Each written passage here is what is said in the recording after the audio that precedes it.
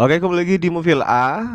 Kali ini saya ada informasi terbaru untuk para pemirsa semua. Tentunya ya di mana pengamat politik dari UIN Syarif Hidayatullah Jakarta, yaitu Bang Adi Prayitno, pemirsa, menilai Partai Keadilan Sejahtera atau yang kita kenal dengan PKS ya, itu sengaja memunculkan nama Wakil Ketua Majelis Syuro PKS yaitu Muhammad Sohibul Imam pada Pilkada Jakarta 2024 untuk mengantisipasi keseriusan tawaran posisi calon wakil gubernur dari partai lain. Nah, Adi Prayitno mengemukakan bahwa PKS itu termasuk partai politik yang hari ini pemirsa banyak dilirik oleh kontestan lain agar kadernya mengisi posisi calon wakil gubernur pada Pilkada Jakarta seperti Koalisi Indonesia Maju yang diklaim oleh PKS menyodorkan tawarannya sebagai posisi cawagup. Dan kemudian Adi Prayitno itu mengatakan bahwa PKS sebagai partai pemenang pemilu anggota DPR di Provinsi DKI Jakarta 2024 ini itu menargetkan bahwa tidak mau kehilangan momentum untuk bisa mengusung kadernya sendiri pada Pilkada Jakarta 2024 ini baik secara calon gubernur maupun calon wakil gubernur. Nah, pada saat yang bersamaan pemirsa, misalnya PKS tentu juga menyiapkan Sohibul Imam sebagai upaya untuk bisa bersandingkan dengan Anies Baswedan karena memang yang kita ketahui ya bahwa harus diakui PKS itu ya cukup identik dengan Anies Baswedan. Selain variabel raihan suara tertinggi pada Pileg 2024 di Jakarta yang menjadi alasan PKS memajukan kadernya pada Pilkada Jakarta 2024 ini, dia menilai bahwa PKS memang kerap menyodorkan kader internalnya untuk ikut berkontestan pada Pilkada. Nah, berangkat dari argumentasi tersebut, dia menganggap bahwa wajar apabila PKS memutuskan untuk mengusung Sohibul Imam sebagai cawagup pada Pilkada Jakarta 2024 ini. Dan hari ini saya ada cuplikan video ya terkait dengan pernyataan atau statement dari Bang Adi Prayitno sebagai pengamat politik kenamaan di sini sangat apa ya serius sekali sepertinya di dalam mengamati jalannya Pilkada 2024 ini di Jakarta dan ini sangat menarik sekali untuk kita simak pemirsa terkait dengan bagaimana efek dari seorang Jokowi juga dan efek dari seorang Anies Baswedan yang hari ini ternyata ingin mencalonkan diri lagi sebagai calon gubernur di DKI Jakarta. Ya seperti apa pembahasan dari Bang Adi Prayitno? Ya langsung saja kita mari simak bersama pemirsa. Saya juga tidak pernah paham bagaimana strategi dan alur pikir model komunikasi politik PKS ya. PKS selama ini memang selalu mengidentifikasi dirinya sangat dengan Anies Baswedan.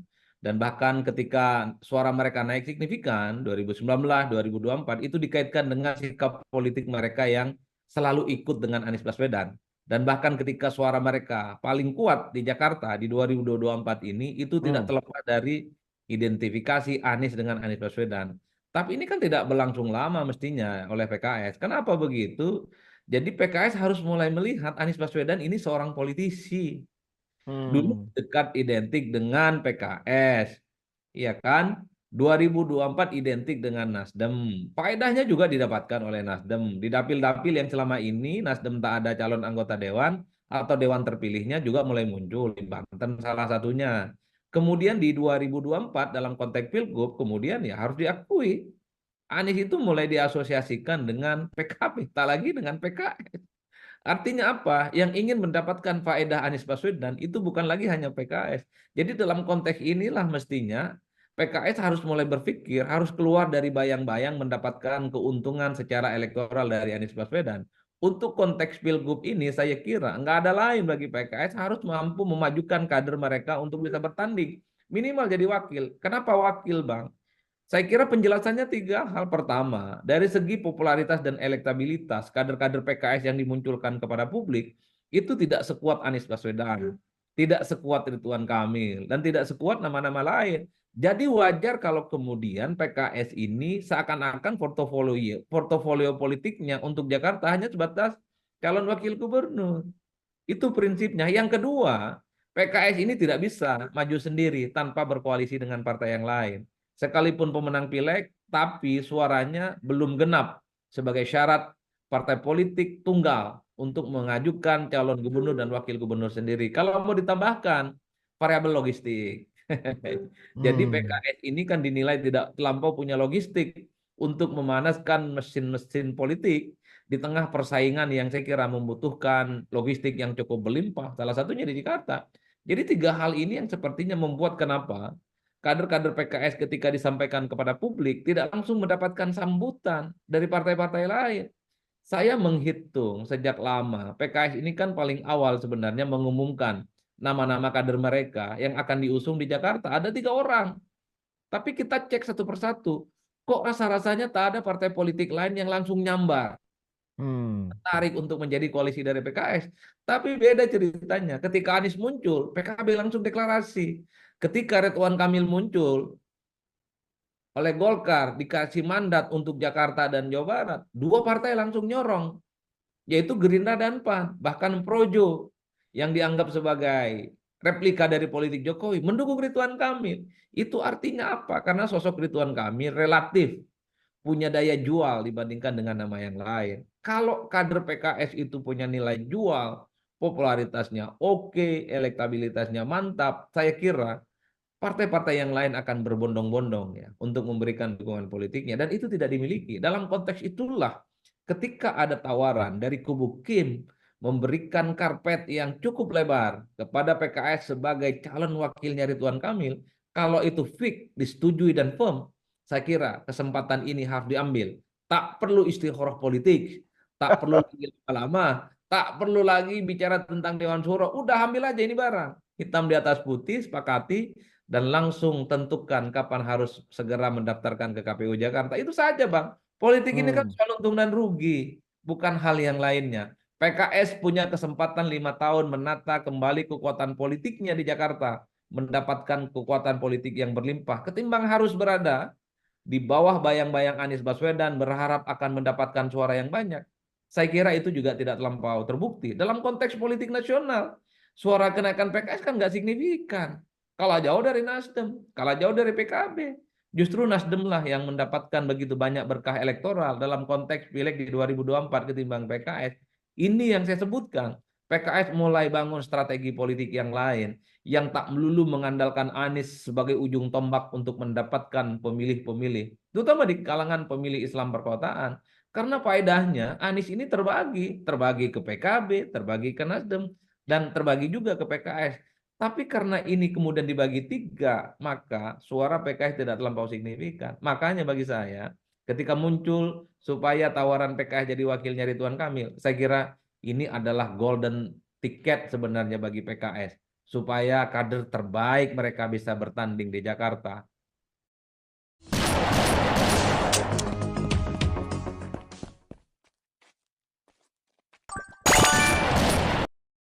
Nah, ini menarik ini.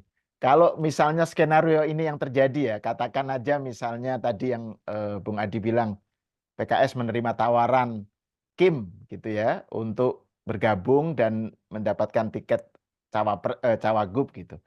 Nah, tapi kan ini peluang Anies kan belum habis karena kan bisa aja PKB yang sudah mengusung Anies kemudian bergandengan dengan PDIP dan itu sudah memenuhi 20% kan persyaratan gitu. Nah, ini kan jadinya tadi kalau kembali ke awal ya, soal partai ulangan, big match antara kubu pemenang pemilu, kubu penguasa dengan kubu oposisi menjadi berlanjut, tapi ini PKB dan PDIP melawan Kim dan PKS gitu. Menurut Anda gimana ini skenario seperti itu? Kalau PKB dan PDIP bergandengan tetap mendukung Anies.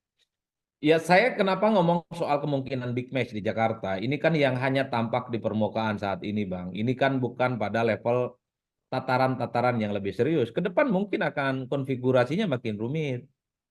Misalnya begini, kalau memang PKB dan Nasdem itu serius ingin berkoalisi dengan Prabowo dan Gibran, bukan tidak mungkin persoalan jagoan mereka di Jakarta akan dinego. Bisa tidak PKB dan Nasdem itu tidak usung Anies kalau mau gabung dengan Prabowo dan Gibran?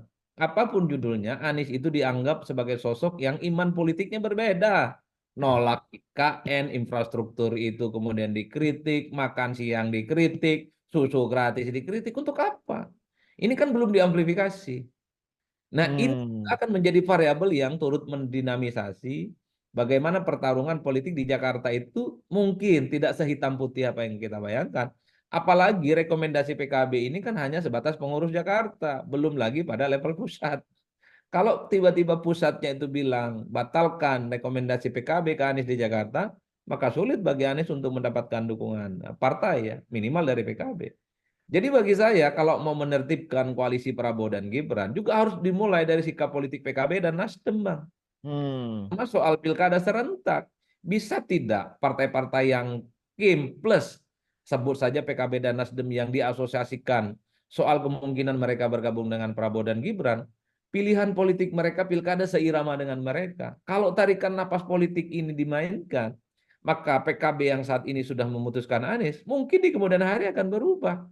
Termasuk Golkar. Ketika Golkar meyakini bahwa Golkar itu bagian dari KIM, kan sebenarnya Golkar sedang melakukan negosiasi ulang. Kalau mau jujur, Golkar ini kan punya kecenderungan ingin memajukan Ridwan Kamil di Jawa Barat.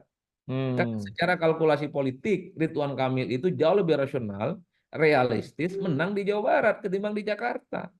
Tapi karena Golkar ini bagian dari KIM, ketika Partai Nasdem, maksud saya Gerindra, dan PAN tertarik mengusulkan Ridwan Kamil, ini kan dinegosiasikan.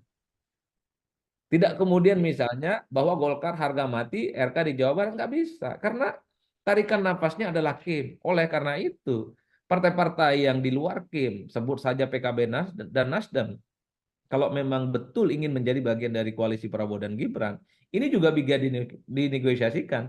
Bisa tidak Nasdem, PKB tidak mengusung calon-calon yang selama ini mazhab politiknya itu bertabrakan dengan Prabowo. Kalau itu Artinya Anies nggak dapat tiket berarti ya.